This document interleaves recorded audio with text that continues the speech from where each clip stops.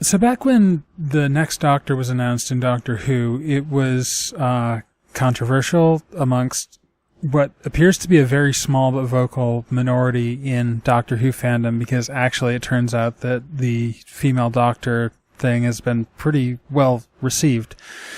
But there was an interesting sort of comment that I saw a while back, and a reply on the comment reminded me of it, so I'm going to talk about it now.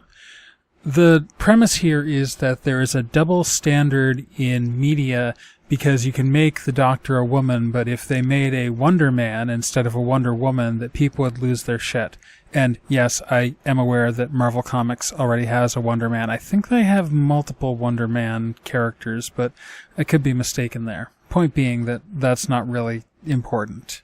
I thought the use of Wonder Woman was particularly funny given her origins. I mean, it would kind of be funny to see a Wonder Man who was constantly tied up with phallic objects aimed at his crotch in sexually suggestive positions, but yeah, there is a problem with this logic, and it has to do with the idea of the white male as default in media. Wonder Woman was built around ideas of femininity, and some of them were quite fucked up, so I'm not going to defend them as necessarily good, but then again, this is also true of a lot of black characters. A lot of black characters are built around iffy stereotypes that may or may not survive into present-day versions of the character. Wonder Woman has since been salvaged. Scott Niswander at NerdSync did a pretty comprehensive video on just how that came about. Whenever this argument comes up, there's always this attempt to counter it by, what if we made black characters white or female characters male? And there are arguments that there are a smaller number of black or female characters in prominence or whatever, but that, to me, isn't the big issue. The big issue is that female characters, black characters, the handful of gay characters that show up, generally have their existence justified by the entire character being built around that thing. Wonder Woman is built around femininity. A lot of black characters are specifically built around black identity and being black.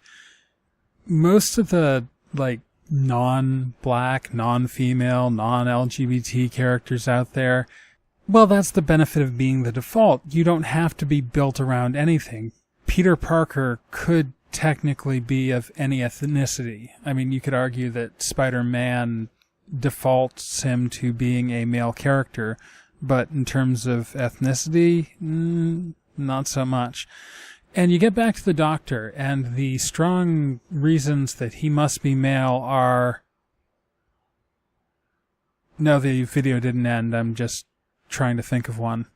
I mean, there is the argument from tradition that, oh, well, he's always been male and therefore it makes sense that he always should be male. But that's not really a defining characteristic. In fact, the Doctor, much like comic book characters, has had a lot of inconsistencies in his defining characteristics. Things like being an alien, which didn't exist in the original run.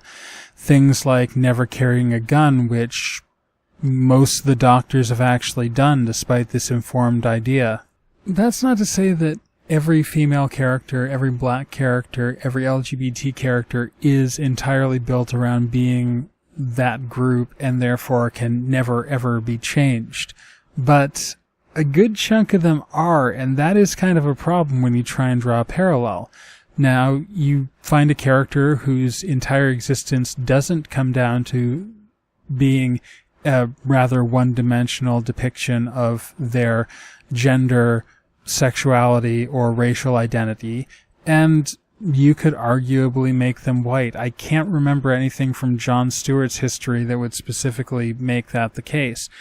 And then you can get into the question of whether or not it is acceptable to take a minority character already underrepresented in the market and change them to a majority character already at market saturation. For the intents of this video, however, I'm not interested in making that argument either way. The primary elements here are that you take characters who are strictly defined by gender, sexuality, or race, because that has been necessitated by nerds in the past. It's ironically been largely the comic book, movie-going, video game playing, whatever fan base who has demanded that you can't just have a female character or a black character just because. There has to be a reason. There is this Chekhov's gun style thing that if it isn't crucial to the character, that you might as well just default to straight white man number 465. I'm kidding. It's probably more like 465 million at this point. You can't just have video game characters who happen to be gay. They have to have something that's integral to the storyline related to their sexuality, or they might as well be straight.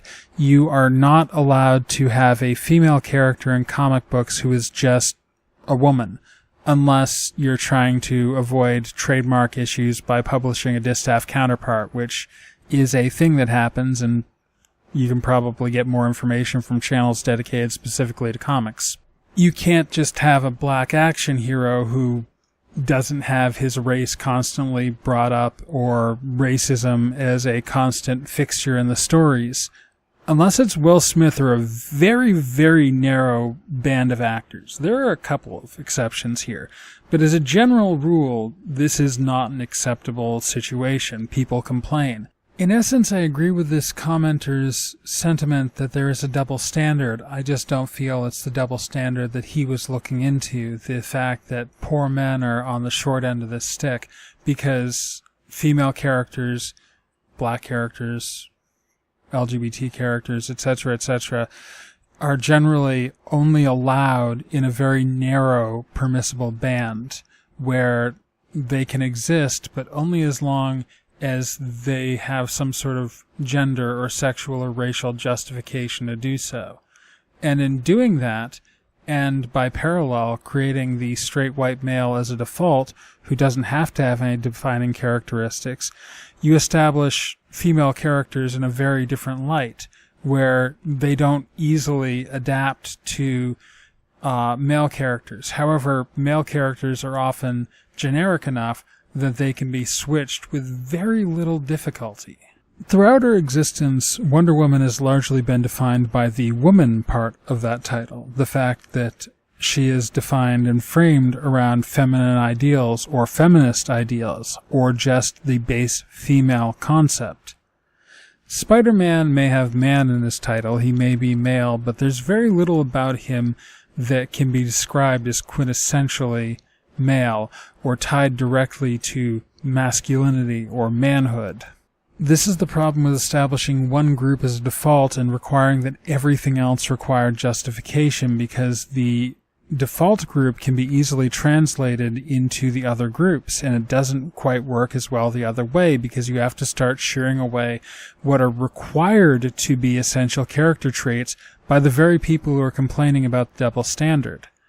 So, yeah, there is a double standard. It's just not the one that people are upset about. Thanks for listening. Amaranth out.